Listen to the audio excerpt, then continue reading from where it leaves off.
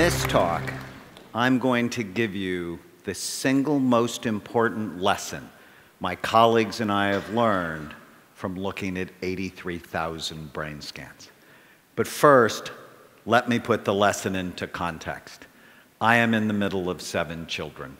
Growing up, my father called me a maverick, which to him was not a good thing. In 1972, the Army called my number, and I was trained as an infantry medic, where my love of medicine was born. But since I truly hated the idea of being shot at or sleeping in the mud, I got myself retrained as an X-ray technician and developed a passion for medical imaging. As our professors used to say, how do you know unless you look? In 1979, when I was a second-year medical student, someone in my family became seriously suicidal, and I took her to see a wonderful psychiatrist. Over time, I realized that if he helped her, which he did, it would not only save her life, but it would also help her children and even her future grandchildren, as they would be shaped by someone who is happier and more stable. I fell in love with psychiatry because I realized it had the potential to change generations of people. In 1991, I went to my first lecture on brain SPECT imaging. SPECT is a nuclear medicine study that looks at blood flow and activity. It looks at how your brain works. SPECT was presented as a tool to help psychiatrists get more information to help their patients. In that one lecture, my 2 professional loves, medical imaging and psychiatry, came together and quite honestly revolutionized my life. Over the next 22 years, my colleagues and I would build the world's largest database of brain scans related to behavior on patients from 93 countries. SPECT basically tells us 3 things about the brain: good activity, too little, or too much. Here is a set of healthy SPECT scans. The image on the left shows the outside surface of the brain, and a healthy scan shows full, even, symmetrical activity. The color is not important, it's the shape that matters. In the image on the right, red equals the areas of high activity, and in a healthy brain, they're typically in the back part of the brain. Here is a healthy scan compared to someone who had 2 strokes. You can see the holes of activity. Here's what Alzheimer's looks like, where the back half of the brain is deteriorating. Did you know that Alzheimer's disease actually starts in the brain 30 to 50 years before you have any symptoms? Here's a scan of traumatic brain injury. Your brain is soft and your skull is really hard. Or drug abuse. The real reason not to use drugs? They damage your brain. Obsessive compulsive disorder, where the front part of the brain typically works too hard so that people cannot turn off their thoughts. And epilepsy, where we frequently see areas of increased activity. In 1992, I went to an all-day conference on brain SPECT imaging. It was amazing and mirrored our own early experience using SPECT in psychiatry. But at that same meeting, researchers started to complain loudly that clinical psychiatrists like me should not be doing scans, that they were only for their research. Being a maverick and having clinical experience, I thought that was a really dumb idea. Without imaging, psychiatrists then, and even now, make diagnoses like they did in 1840 when Abraham Lincoln was depressed, by talking to people and looking for symptom clusters. Imaging was showing us there was a better way. Did you know that psychiatrists are the only medical specialists that virtually never look at the organ they treat. Think about it. Cardiologists look, neurologists look, orthopedic doctors look, virtually every other medical specialties look, psychiatrists guess. Before imaging, I always felt like I was throwing darts in the dark at my patients and had hurt some of them, which horrified me. There is a reason that most psychiatric medications have black box warnings. Give them to the wrong person and you can precipitate a disaster.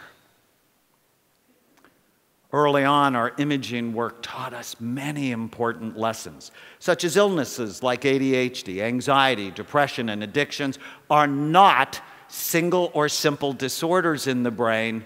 They all have multiple types.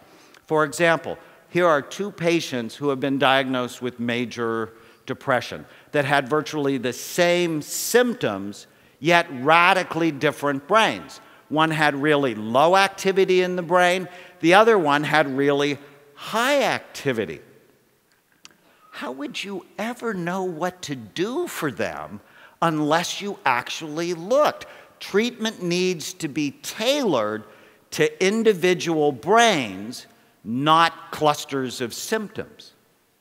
Our imaging work also taught us that mild traumatic brain injury was a major cause of psychiatric illness that ruined people's lives, and virtually no one knew about it because they would see psychiatrists for things like temper problems, anxiety, depression, and insomnia, and they would never look, so they would never know.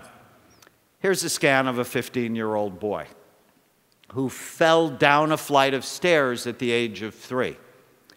And even though he was unconscious for only a few minutes, there was nothing mild about the enduring effect that injury had on this boy's life.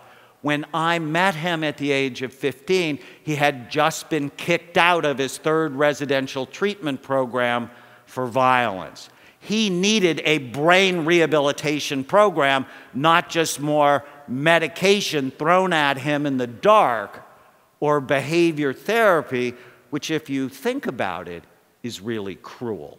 To put him on a behavior therapy program when behavior is really an expression of the problem, it's not the problem. Researchers have found that undiagnosed brain injuries are a major cause of homelessness, drug and alcohol abuse, depression, panic attacks, ADHD, and suicide. We are in for a pending disaster with the hundreds of thousands of soldiers coming back from Iraq and Afghanistan, and virtually no one is looking at the function of their brain. As we continued our work with SPECT, the criticism grew louder, but so did the lessons. Judges and defense attorneys sought our help to understand criminal behavior. To date, we have scanned over 500 convicted felons, including 90 murderers. Our work taught us that people who do bad things often have troubled brains. That was not a surprise. But what did surprise us was that many of these brains could be rehabilitated. So here's a radical idea. What if we evaluated and treated troubled brains rather than simply warehousing them in toxic, stressful environments? In my experience, we could save tremendous amounts of money by making these people more functional, so when they left prison, they could work, support their families, and pay taxes. Dostoevsky once said, "A society should be judged not by how well it treats its outstanding citizens, but by how it treats its criminals." Instead of just crime and punishment, we should be thinking about crime, evaluation, and treatment.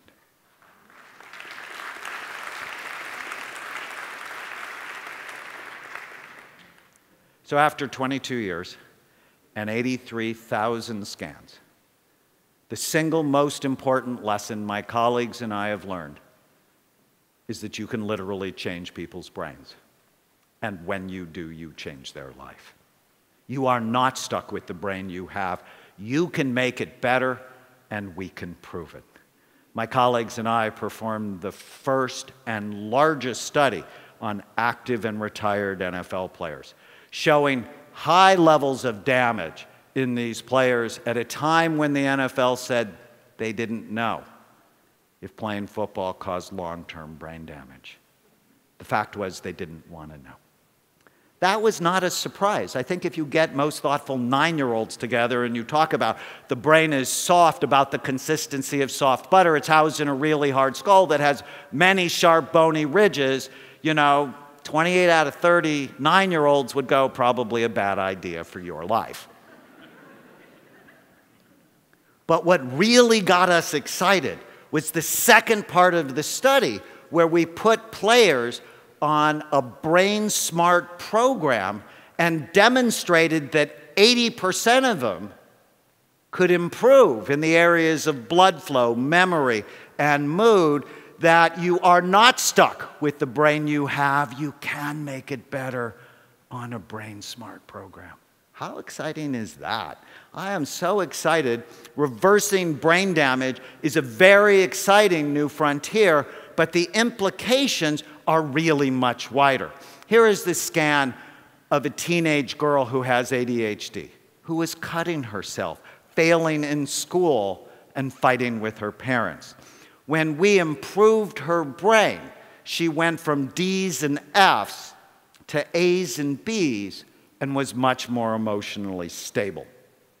Here's a scan of Nancy. Nancy had been diagnosed with dementia, and her doctor told her husband that he should find a home for her because within a year she would not know his name. But on an intensive brain rehabilitation program, Nancy's brain was better, as was her memory.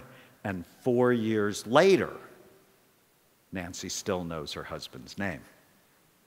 Or my favorite story to illustrate this point is Andrew, a 9-year-old boy who attacked a little girl on the baseball field for no particular reason, and at the time was drawing pictures of himself hanging from a tree and shooting other children.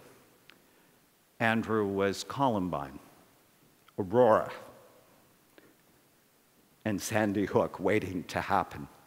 Most psychiatrists would have medicated Andrew as they did Eric Harris and the other mass shooters before they committed their awful crimes. But SPECT imaging taught me that I had to look at his brain and not throw darts in the dark at him to understand what he needed.